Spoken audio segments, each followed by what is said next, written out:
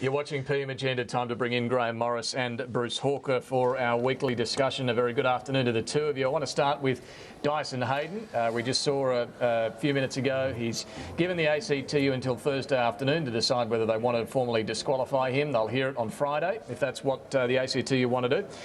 In the meantime, what we've learnt today, Grahame, is that he did know from the outset, April of last year, Dyson Heydon, that this was a Liberal Party event, that not a fundraiser but an event that he'd agreed to speak at.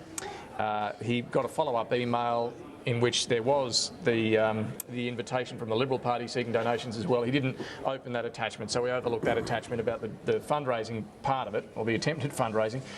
But he knew it was a Liberal Party event. What do you think? Does that increase the pressure on him? Well, there's certainly pressure there, but sort of, so what? So what? You know, he gets asked to deliver a very important oration, the Sir Garfield Barwick oration, and I gather he'd written some notes, and it was a serious piece. And you know, he wakes up later. It's a Liberal Party event, and he says to his people, "Look, I can't do it because I'm still the Royal Commissioner." But hey, Bruce, was the Attorney General Walker in your time and Bob Carr, or was he under Neville Wran, Attorney General? He was Attorney General under Neville Wran. Yeah, under Neville Wran. Yeah. Under Neville Wran. All right. Well, it took me 2 seconds to Google that some judges have been addressing the Frank Walker oration as organised by Labor Party judges and Labor Party legal people. Is there any difference, or is the only difference that Justice Heydon is trying to get rid of corruption in the trade union movement, and that means that the Labor Party is a bit anxious as to where its next generation of grubs is going to come from if he can sort out corruption? Well, the big difference... What's the difference? Well, for starters, Frank Walker's dead. So is Gar Barwick. He was a long-standing Attorney General and Judge. This has got nothing to do with him ever being a Royal Commissioner. He never was a Royal Commissioner. And if he'd ever been asked... The event is named in his honour, is the point you're making, Grahame. Is it a Labor Party? A Labor Party lawyer's function so it is tied to the Labor Party. In the name of a Labor Attorney General. It's a Labor Party event, though? Yeah. It's a Labor Party event. But that doesn't... Admittedly, they only had biscuits and tea afterwards. But hang on. But it's the same event. But it's not. The question here isn't whether whether it's a Labor Party event or a Liberal Party event. It's who addresses it. And in this case, the person who was addressing it is sitting in a Royal Commission making judgment calls on evidence that's being given by people before him. That's the issue. It's not about whether something's named in honour of Garfield Barwick or what.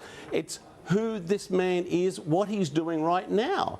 And there's no Grahame, way... to your point, who are you saying has addressed this? Judges in Supreme Court judges have addressed a Labor Party? Well, it was a New South Wales judge was giving an oration, the same as this bloke was going to give an oration to a Liberal. But do you accept Bruce's point that it's a little different in that this Royal Commission is a very political... No, I don't. Well, I don't know who this other judge was who's talking to the Labor Party.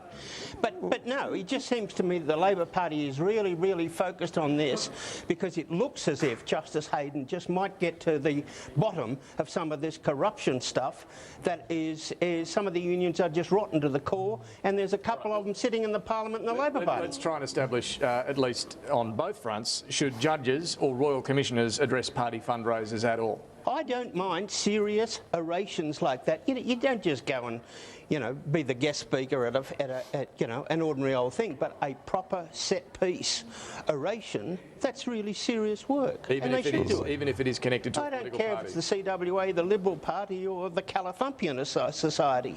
If it's a serious piece of work, they ought to do it. But in his shoes, when he is making judgment, sitting in judgment on the likes of Bill Shorten and others, shouldn't he be squeaky clean? Shouldn't he be absolutely pristine when it comes to any connection to either side of politics? Well, he pulled out. He didn't do it. He thought he was just. He thought he was delivering. He pulled out when the story went public. I mean, should he have agreed to do it? Well, look, if somebody says to me as an ex-journalist, hey, would you like to give the Rupert Murdoch oration? It's the same thing. You're not a Royal Commissioner judging the likes of Bill Shorten and the unions. Well, he pulled out once he worked out that it was public. But can I just say, look, this is just once he nonsense. worked out that A, it was the Liberal Party, and B, he's still the Commissioner. Okay, well, he agreed to this thinking the Commissioner would be over. At 10:30 on Friday morning. He pulls out at 11:30 Friday morning. It does seem a rather amazing coincidence. Oh, come on. Look, this is just... I don't know who alerted him. Somebody alerted him to it. Bruce? Look, this is just absurd. I mean, judges have to make decisions all the time as to whether there's bias or perceived bias by them in sitting on a case. You know, if someone appears before them, that might be a defendant or a witness, and he says, hello, aren't you my next door neighbour? And he says, oh, actually you are, and we have you over for coffee sometimes.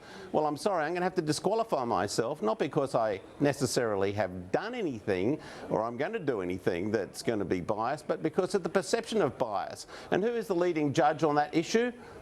Heydon.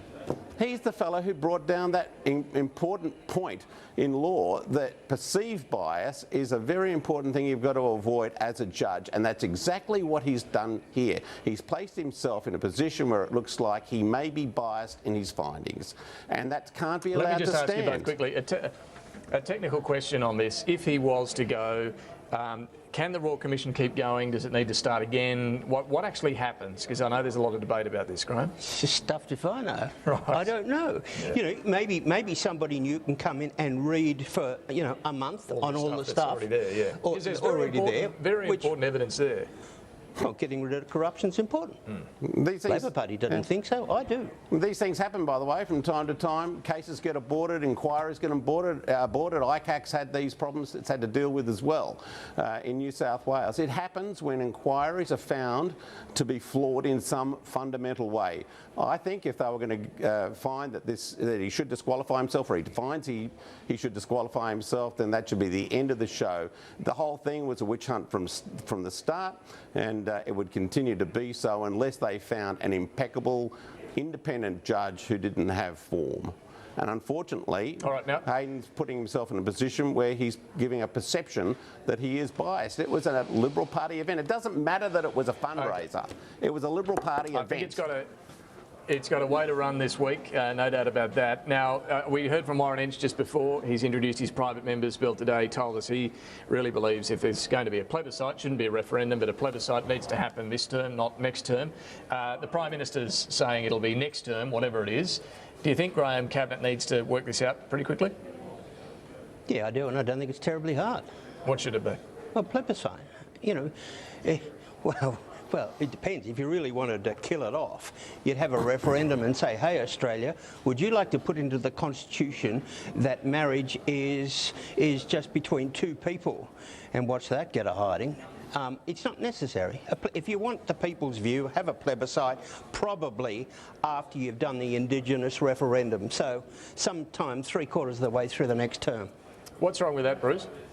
I don't think there's anything wrong with the plebiscite, by the way. I have a different view to a lot of people inside the Labor Party about that, and I think that they should be saying that the plebiscite should be held on election day so that it can be conducted at exactly the same time as the election, can save money, and people can take this into consideration when they're deciding who should be the government for the next 3 years. After all, this has been a very big issue that started to focus people's minds about how far out of touch people like Tony Abbott really are with public opinion. That poll that came down today, that Ipsos poll, showed that people over the age of 55 are opposed to his position on gay marriage, that they support gay marriage. It was every voting demographic had a majority. He's so far out of touch with public opinion on this. Yeah. What do you think of that poll, Grahame? 69%. Bruce, you and I have been chasing polls for a long time, and you know a yuppie poll when you see it. That we all know pollsters have huge difficulty on these sort of social issues. You can't tell me that all of those, those suburban there, the multicultural seats, the Battler seats, the Bush seats, that you get that sort of a result. And it's those sort of results that give pollsters a bad name. This is much, much closer out in the real world. That may be right. Let's quickly, in the time we got left, get your thoughts thoughts on the Canning by-election? The date's been set, September 19. So Look, the whole strategy has been for the government to not look overconfident and to get the underdog tag, and they've done it strategically brilliantly. They're starting 30 seats behind. They'll start 12 points behind in Canning. Brilliant positioning. all right, but will they hold it? It's not, in this climate, it's not going to be easy. Really? Good, Even at 11.8%? good candidate for the Libs, though, an absolute All beauty. right, Bruce, what do you reckon? I think it's a very dangerous one for the government because it requires an 11-point-something% swing for the government to lose it. If they were to go down with that sort of a swing, then it'd look horribly like the Bass by-election in 1975. All right, we'll see. We'll talk about this more in the lead up to it. There's about 4 weeks before, or 5 weeks before that by-election. Bruce Hawker, Grahame Morris, good to talk to you both this afternoon. Thank you very much for that. Quick break and then we'll be back with more on PM Agenda.